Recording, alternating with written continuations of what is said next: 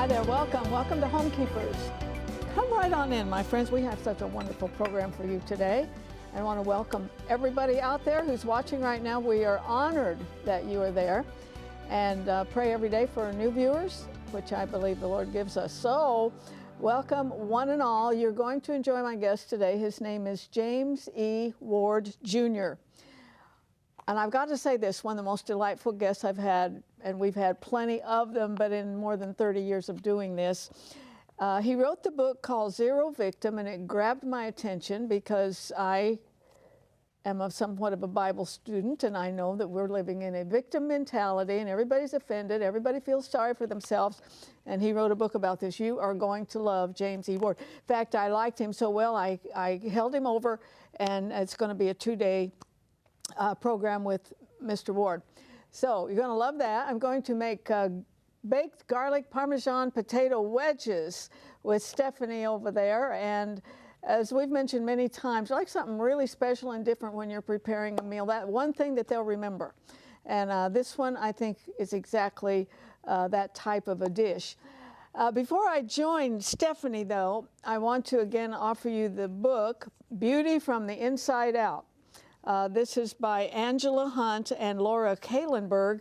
Angela is a prolific writer, more than 130 books she has written, and but she joined forces with this professional model, and they talk, of course, how to be beautiful inside, but also these models can show all of us how we can be beautiful outside, and what's wrong with that.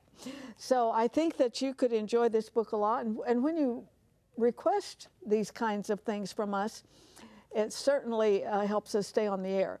So for that gift of $12, it covers the book, it covers the postage, it covers the mailing and the handling, and you can write to me if you like to use a check like I do, Box 6922, Clearwater, Florida 33758, or if you're young and hip like Stephanie, who pays everything online, it's 1-800-229-0059, and we will get it right out to you. And hello. Howdy. I want the audience to know of something I'm so ignorant on, but there's a lot of smart people in this network, and that's our Pinterest page. Oh, yes. And Susan, wonderful assistant around here, we have a guest page and a recipe page. So after a program is aired, it's on there in no time, and so the recipes and all that. So you go to so you Pinterest and you put in Homekeepers. Homekeepers recipes or Homekeepers page. You could educate me on that somewhat, Sure. but we want you to know that's available. And so you made something. Yes, I have show and tell. Show and tell. So and I've been going to You learned these about this on workshops. Pinterest, right? Did you learn about Well, this? I think they call them Pinterest-inspired I love signs. that. Isn't it cute? So you go there. It's my favorite little store. It's called Nook and Cranny in Pinellas Park, and they have the wood palettes, and then they have the stencils and the paint, and they just let you go to town with it. And it's so much fun. And this one's a Christmas present. So. Yes. Is it for me? No. Oh, okay. No, that wouldn't make sense. Well, I think they're darling. Yes. They're so different. So and, lots of fun. And fun to get out of the house and just be crafty. I love being crafty. Okay. So we have potatoes. You're cutting them into wedges. And then I have Italian seasoning, garlic powder, and salt. And I have Parmesan cheese and olive oil. So I'm going to mix the three seasonings together. So with all those things in there, it's got to be good. Oh, it smells so very good in here today. You know, at the top of the show, I mentioned that dish or whatever it is that makes your meal stand out. Now, I think this is one of them. Yeah. But I also think, remember we did the flavored butters. Yes. Oh, yeah. When I have been in a restaurant and they had a special butter, I always remember You remember it? Yeah, sure. So this is one of those, and very And I'm inexpensive. always looking for different side dishes, you know, because the meat, you know, I'm kind of boring at home, and I just kind of do the same thing over and over, and my husband's fine with that. But I like to do at least different side dishes. So this will be a great one. So do you want to spray the pan? Okay. Do your job, and then I'm going to get the one out of the oven because they're hot. Yeah, let me, we're just going to put a little olive oil on and coat them. And then we're going to put the cheese on, and then we're going to put I mean, it's super easy. It could not be more easy. And Susan thought about putting foil on that. God bless her. Smart. Smart girl. Smart girl, yeah. You can tell who does the dishes. You probably would have too. Yeah. I'm the one who would have forgotten. Yeah, well. But I do want to get them out because they're going to be They're hot, hot, hot, hot, yes. Is this ranch dressing? What a great idea. Well, the recipe called for it. It did? So, yeah. So, okay. I didn't see that part. I didn't go that far, I guess. Okay, so that's olive oil. They're coated. I'm going to coat them in Parmesan and the 3 seasonings. And oh my gosh, it just smells so delicious. Oh, I love those where that's. Let's do it. Look at it, like sticks to the. Nice, the crunchies. The cheese. So, and then you just put them on the sprayed aluminum foil and bake them for 25 to 35 minutes. Super, or until they're real easy. brown like this, I think. And you know, another recipe, you can go anywhere. You could do cheddar cheese if you wanted. You could do different spices. It's just, we give you the basics, and then you can go wherever you want with them. So yay. So super duper easy. Oh, making a mess. Yep. I'm going to loosen these. They look good. Yeah, I'm just waiting for that to cool just a little bit. Well, let's see. You're brave. I feel I might pick them up with my fingers. Well, and I just touched it here. Here. There. How you like that now? You said you were a redneck? I am. They're not hot. They're not? What do you think? They're really good? Oh. So tasty. Yeah. That's good stuff right there. Yeah.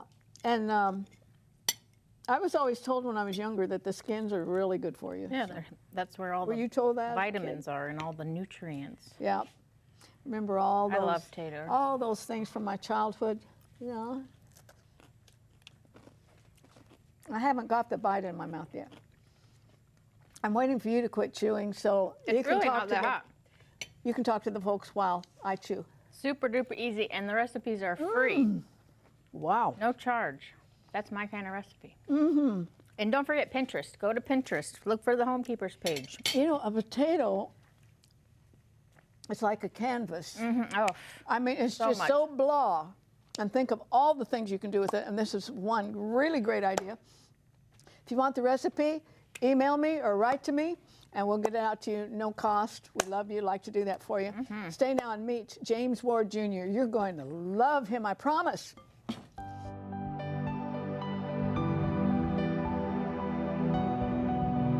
If you would like a copy of today's recipe, just write to the address on your screen, or you can email your request to arthelene@rippy.org.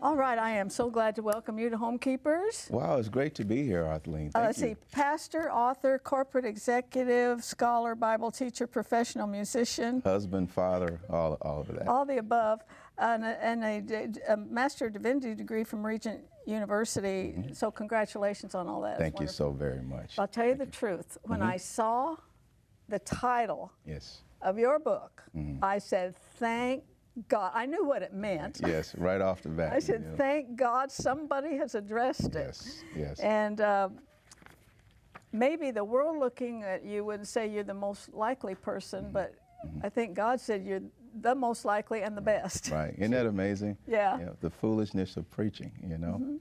It's really an honor. Well, let's go back to Tuscaloosa, Alabama, where you were born, because I think that adds so much to the story. Now, when we talk about zero victim, he's talking about the mentality that is pervading this country, that everybody's a victim and everybody's owed everything. Right, right. How did you escape that growing up in Tuscaloosa? Sure. You know, it's back in 3rd grade, I say the seed of zero victim mentality was planted in my life. And as you know, in Tuscaloosa, Alabama, that's the heart of the South. And believe it or not, it wasn't until my 3rd grade year that the school system was integrated.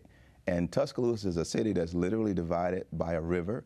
The black kids went to school on one side of the river, the white kids went to school on the other side. 3rd grade, they integrate the school system. I remember the first day, Arthelene, of being on that bus and being, you know, bused to the other side of town, to the white side of town. And even as we're driving toward the school, the environment was different. You know, the homes were very nice homes. You've never seen homes like that? I'd really never seen homes that large. The lawns were very well manicured. From, you know, where we were from, there was no grass in the yard. You know, there were broken down cars everywhere. But I remember driving into that environment, and I said to myself, I want to live on this side of town. This is great. This is how it should be. But as I entered the school for the first time, and being a black kid in a mostly white school in a different environment, it was a foreign environment for me. But it was a defining moment in my life in terms of how I would respond to that environment. And you know, there's a tendency to be a little bit reluctant, and I could have potentially seen myself as a victim, seeing myself as inferior.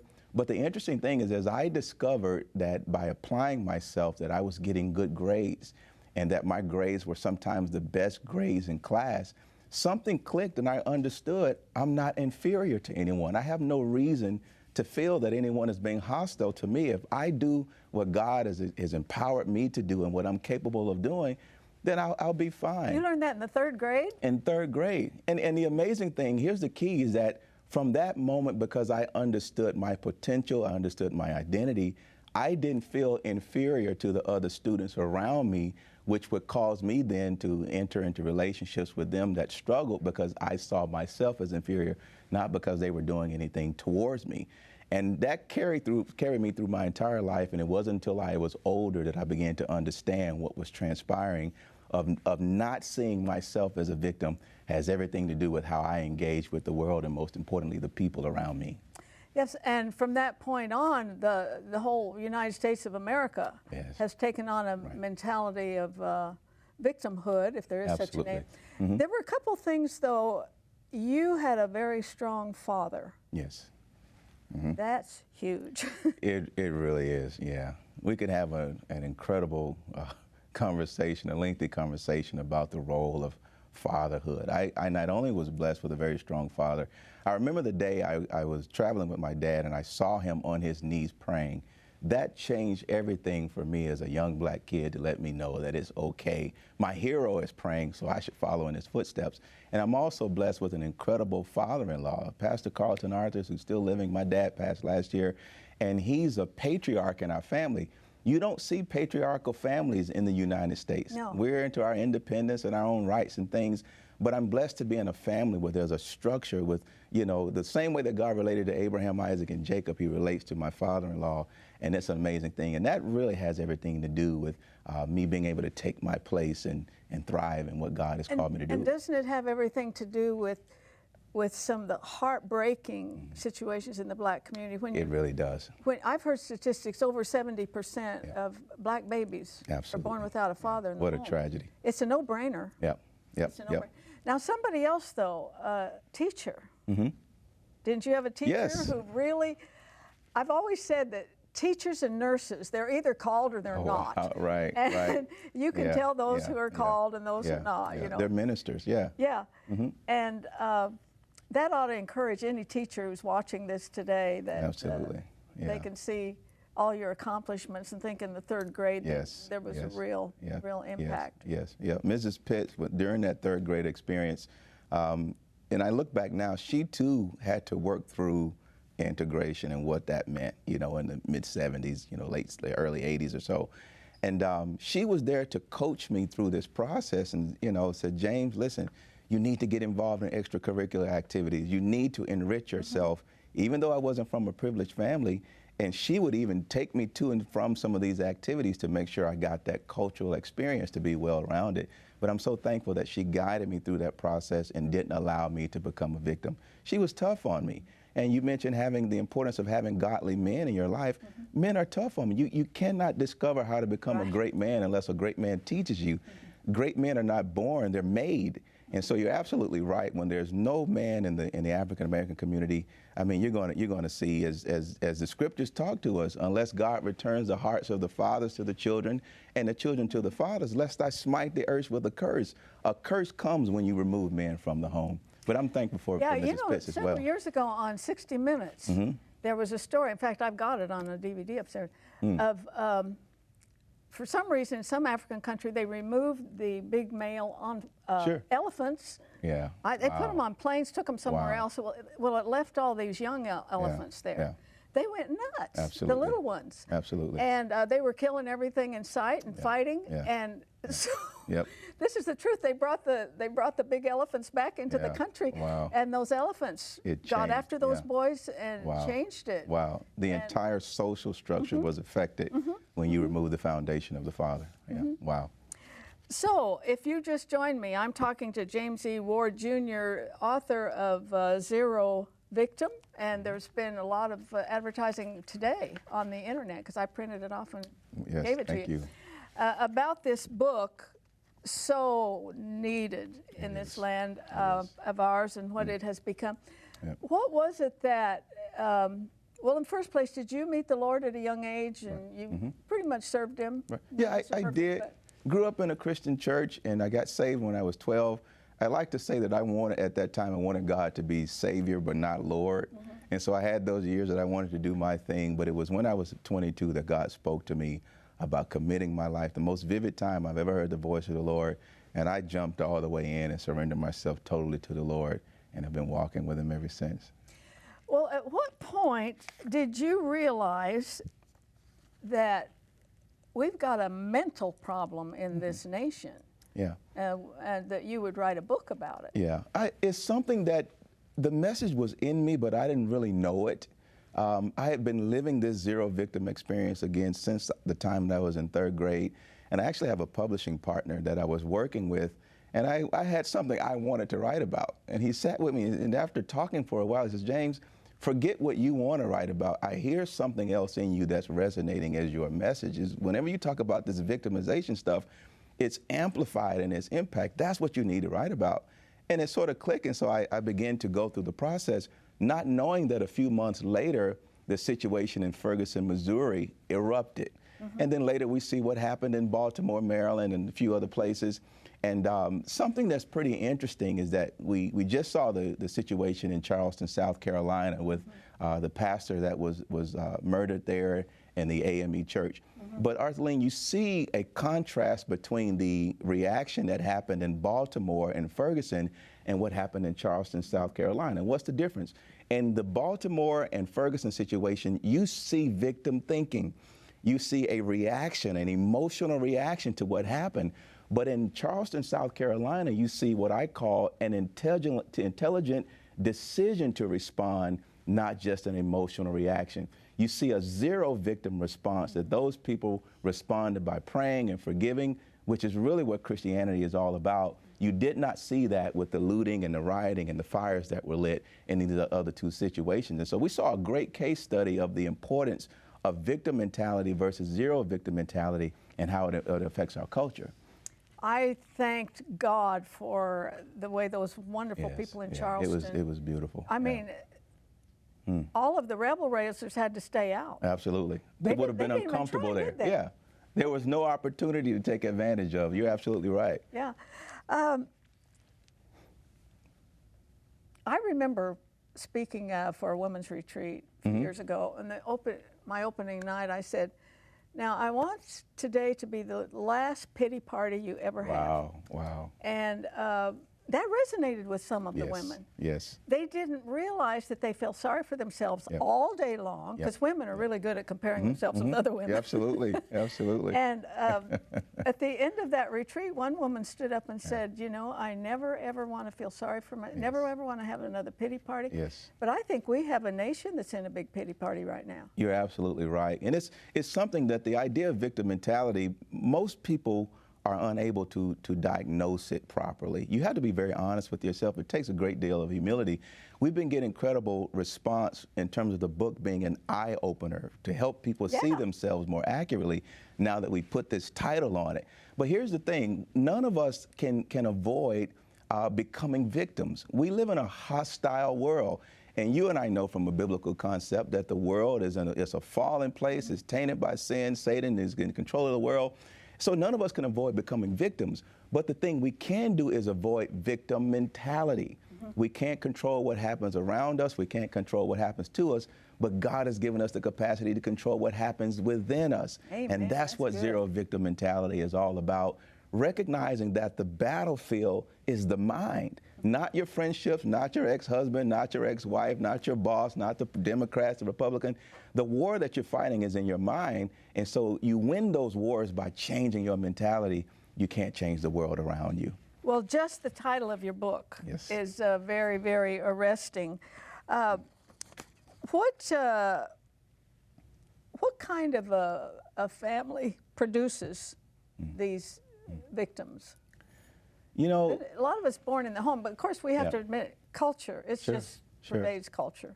It really is. I think more than anything, it's important for parents to recognize the importance of them influencing their children within the home. Joshua made the statement, "As for me and my house, we will serve the Lord." It wasn't the government's responsibility to raise his children. It wasn't the school teacher's responsibility, even though they had a part to play in partnership.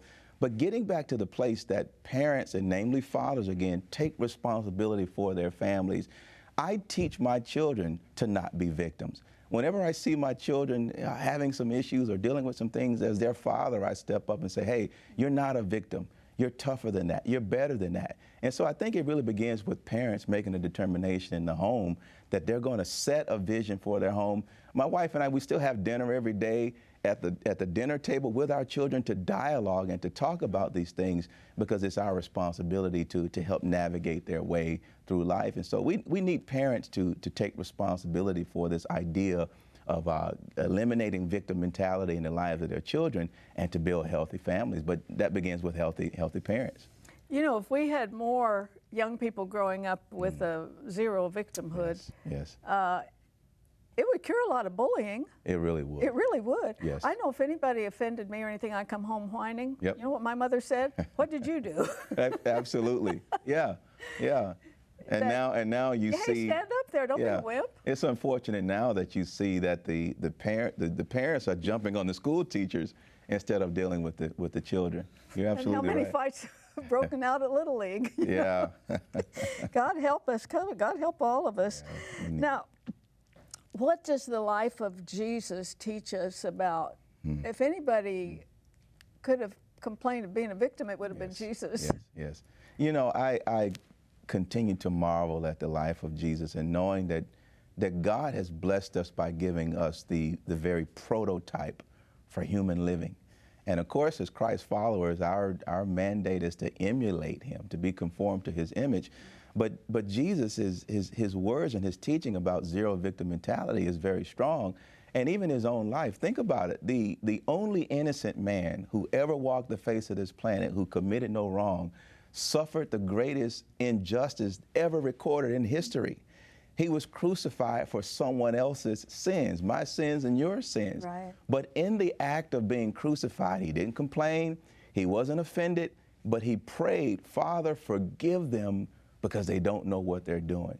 I like to say that Jesus was a man with a zero victim mentality, and the Word of God tells us, "Let this mind be in you that was also in Christ Jesus."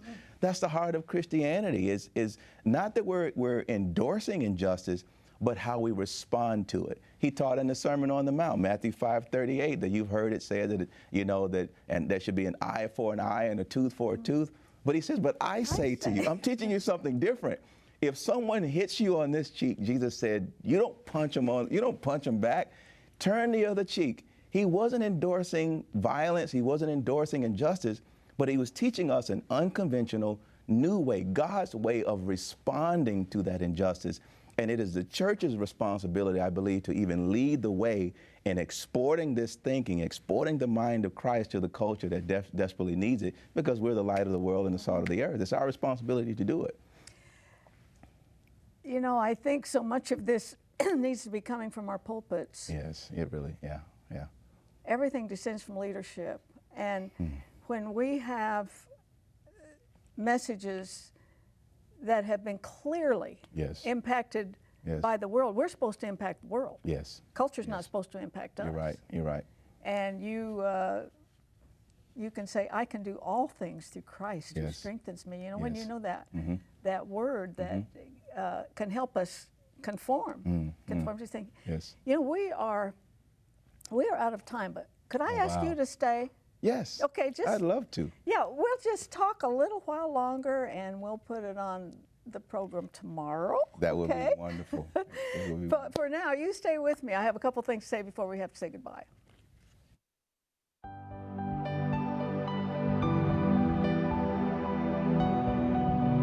Arthelene would like you to keep the following information handy. You may contact Homekeepers by writing to Homekeepers, P.O. Box 6922, Clearwater, Florida 33758, or go to www.rippy.org.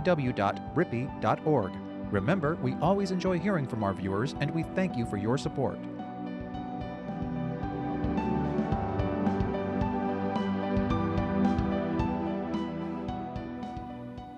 All right, and the good news is that James E. Ward Jr. will be on the next Homekeepers program. I felt like he was such a wonderful, wonderful guest, and the message is so needed in the United States of America today and beyond. And so I'm delightful to tell you he'll be on the next one as well, and we'll pick up from that point. I again want to offer you Beauty from the Inside Out.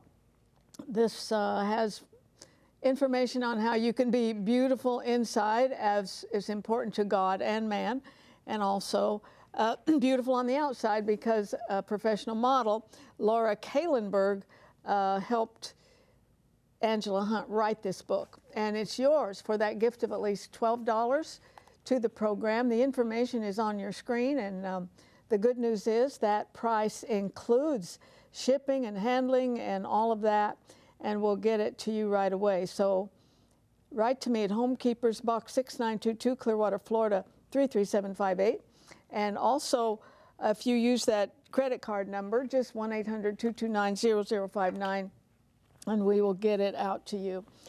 As was mentioned at the top of the show, the minute I saw the title of this book, I was drawn to it, because it's something that's been very troubling to me through the years, how America has changed from being that stalwart nation. I once heard in the Second World War that the enemy could actually tell an American by the way they walked, because they had this confidence. And people who are in perpetual pity parties, feeling sorry for themselves, always being offended, it's going to affect everything about your life, and it's not God's will for your life. So join me next time, and we'll get into this a little bit more, but I want you to be thinking about what you heard today, because it was very important. Join me next time. No higher calling than that of a homekeeper. God bless you. If you should miss a Homekeepers program, you can catch up by going to www.ctnonline.com. Click on CTN Programs and then on Homekeepers.